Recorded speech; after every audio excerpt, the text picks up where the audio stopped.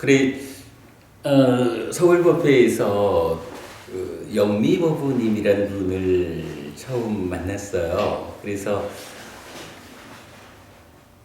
동영상 편집 시간으로 2시간 54분 되는 그런 특강, 뭐 예정이 없었던 특강을 하게 됐지요. 뭐 그래도 그러한 시간을 통해 가지고 우리 법회가 그동안 추구해 오는 그 삶의 현실에 대한 통찰, 내 삶을 구성하는 몸과 마음이 어떤 현상으로 진행되고 있을까?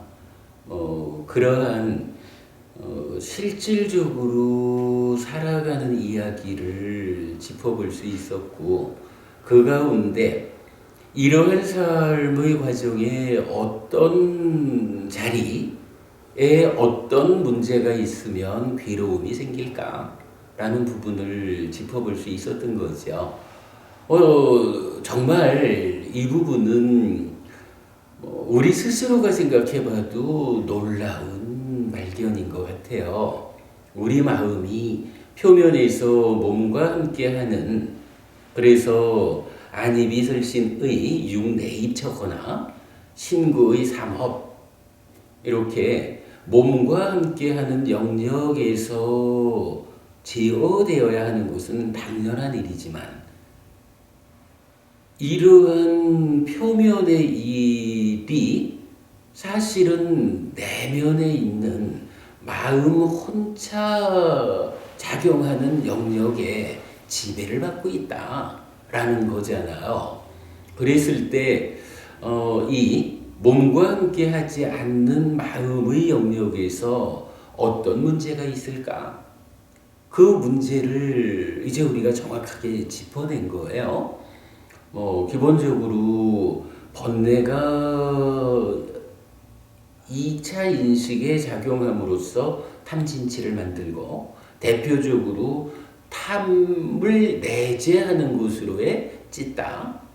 그런가 하면 탐이라는 것에 1단계의 왜곡 상태로 있는 이 찢다가 즐기고 환영하고 묶여있다라는 과정을 통해서 난 뒤 즐김이라는 것을 만들어가지고 2차적인 왜곡, 그러니까 이중적 왜곡 상태가 되면서 가래라고 부르게 되더라. 그런가 하면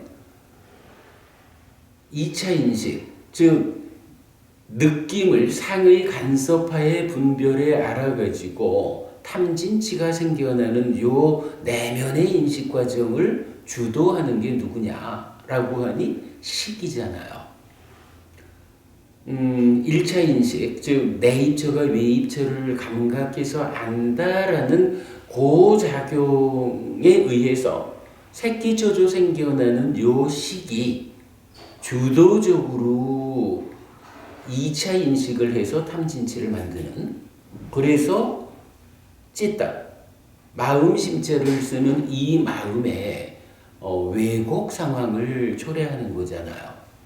거기에 난디가 못해져가지고 이중의 왜곡이다 이러는데, 정작 우리 삶이라는 것이 단락지어지지 않고 연속된 것이다라는, 그래서 연속적으로 반복 순환되는 구조를 가지고 있다라는 것 때문에 한순간 이전의 내면의 상황을 욕탐이라는 이름으로 싣고 와서 1차 인식에 간섭하다 보니 이게 외입처라는 대상을 대상 그대로 보지 못하고 욕탐 때문에 이미 왜곡해서 보더라 라는 것을 우리가 알잖아요.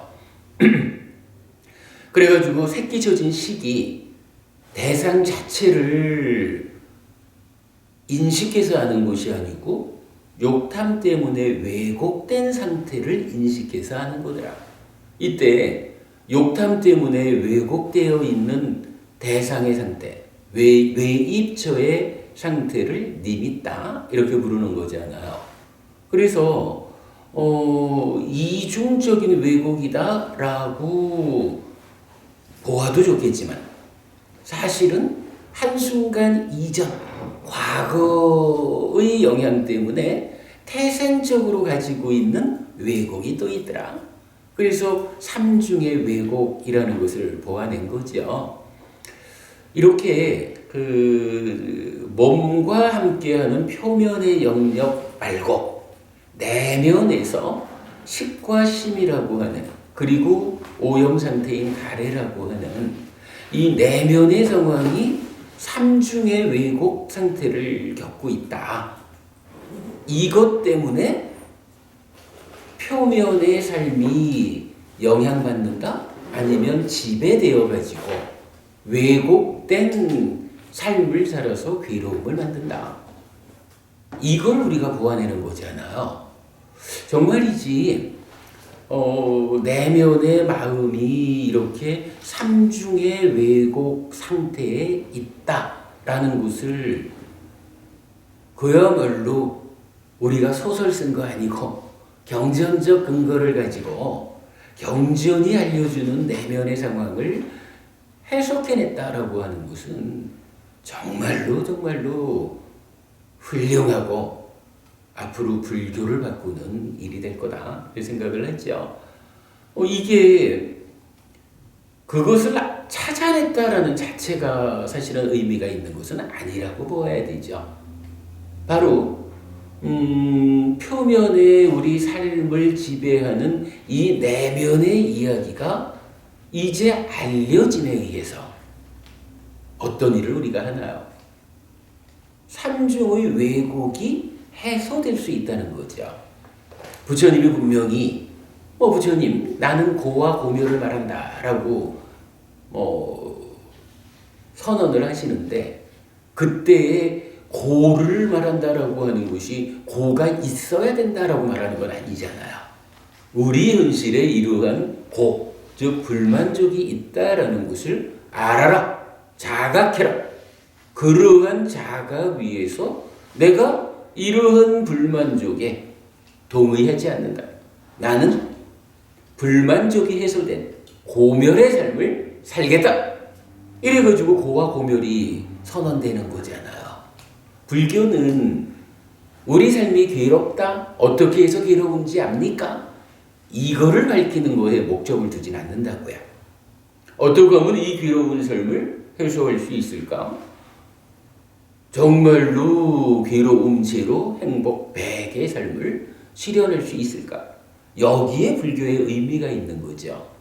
이걸 하려다 보니까 현재 우리 삶에 이러한 불만족이 있습니다라는 것을 자각하지 않고는 못 가는 거죠. 그것 때문에 고가 먼저 알려지고 고멸이 뒤따라 선언되는 거죠. 그런 측면에서 우리가 이렇게 내면의 왜곡 상태를 해석해냄으로써 괴로움이 생겨나는 과정을 풀어냈다라고 하는 것은 매우 중요하고 의미 있지만, 그러나 사실은 본질의 목적은 거기 있는 것은 아니다. 왜? 결국은 이러한 괴로움이 자각되었다라는 것은 이제 어떤 방법을 통해서 이 괴로움이 소멸된 삶을 실현할까? 여기에 본 의미가 있는 거죠. 그랬을 때 바로 그거죠. 삼중의 왜곡이라는 형태로 내면의 상황이 알려지고 그로 인해서 괴로움이 생겨나는 과정이 설명되었다라는 것은 이제 역으로 이러한 왜곡의 과정을 거꾸로 밟아 나가가지고 하나씩 왜곡의 상태를 해소해주면 왜곡 때문에 생겨난 괴로움의 문제는 왜곡이 해소되면 괴로움도 소멸한다. 사실은 여기에 불교의 본래의 의미가 있는 거죠. 불교 고와 고멸이지만 고라는 것은 고멸을 실현하기 위한 조건으로 제시된 거다. 이렇게 우리가 보아야 되겠죠. 결국 삼중의 왜곡 상태를 해석하게 되니까 이제 이 왜곡을 해소하는 과정으로 여모 이탐 시메타라는 사마타하고 그러면 여리작의해서 윗바사나로 연결돼서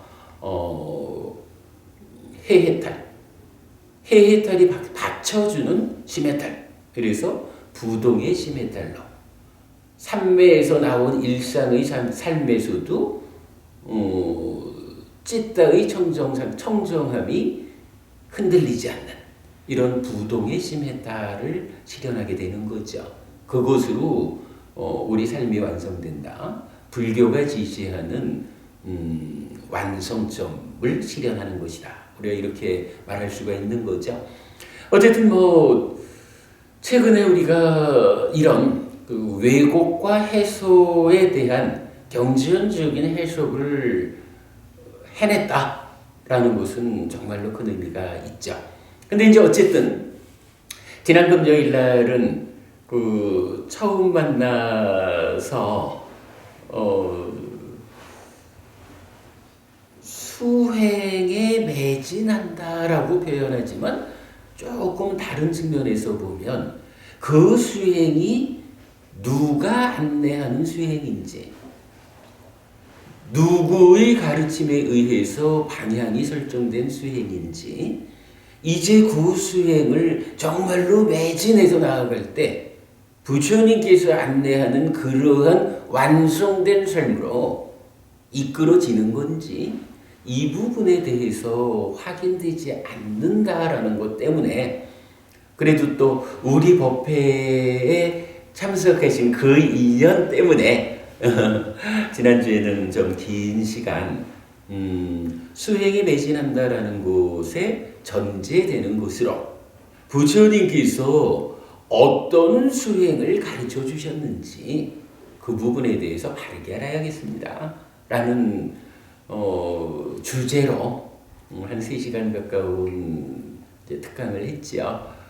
그리고는 이제 법회를 마치고 법부님하고 이제 그 법부님들 나가시면서 저한테 이제 삼배를 하고 나가셨는데 삼배를 맞으면서 제가 그 얘기를 했어요. 여러분 우리가 그 자주 말하는 거지요. 가르침에 의지해서 삶이 향상하시기 바랍니다. 라고 말했어요. 그리고 그랬죠. 우리 법부님들께서 가장 좋아하시는 말씀이 삶이 향상하는 것입니다. 삶이 향상한다라는 것이 무엇입니까? 갈수록 괴로움은 줄어들고 행복은 늘어나는 그러한 삶의 변화가 삶의 향상입니다.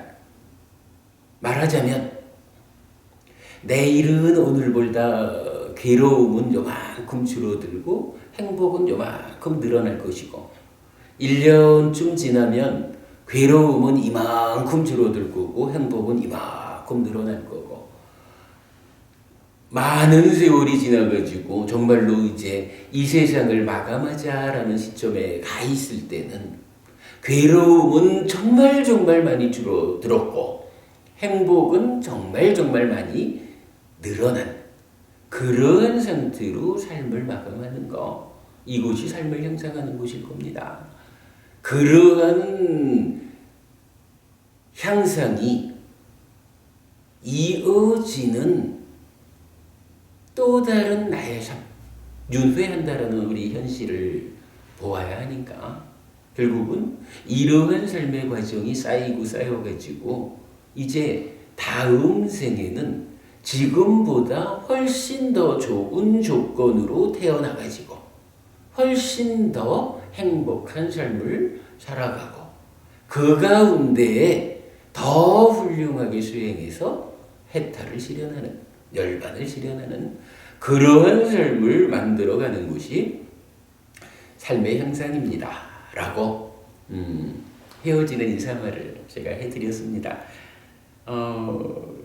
우리가 자주 하는 말입니다만은 그래도 이참에 한 번 더 삶의 향상이라는 거 괴로움은 갈수록 줄어들고 행복은 갈수록 늘어나는 삶을 우리가 지금 실천해 가고 있다.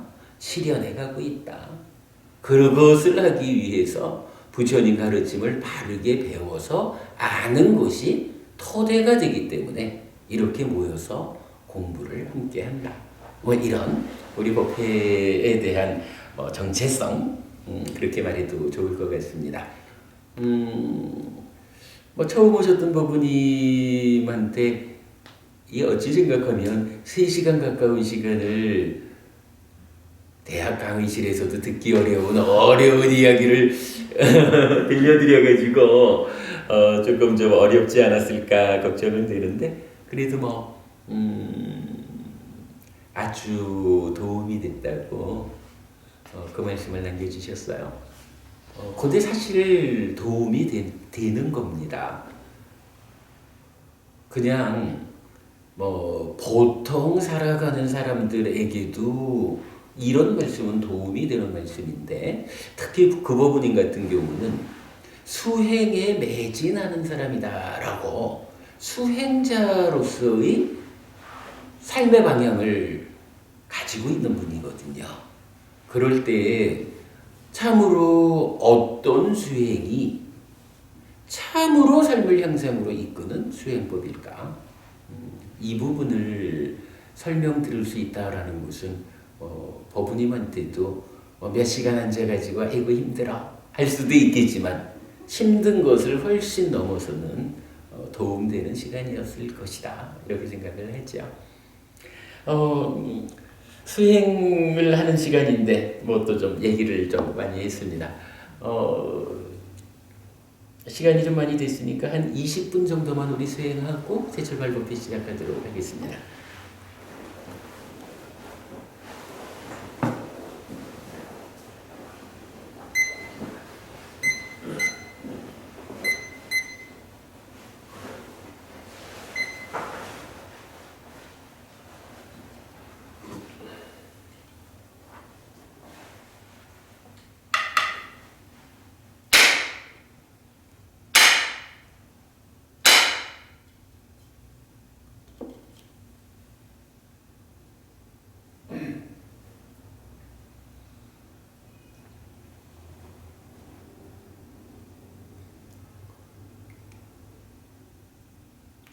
내면의 마음의 삼중의 왜곡 관계를 설명드렸지만, 그러나 현실적으로 우리가 수행을 시작하자라고 할 때 내면의 상태를 직접 해소하는 일로부터 시작하지는 못한다라는 것을 우리가 또한 명심해야 합니다.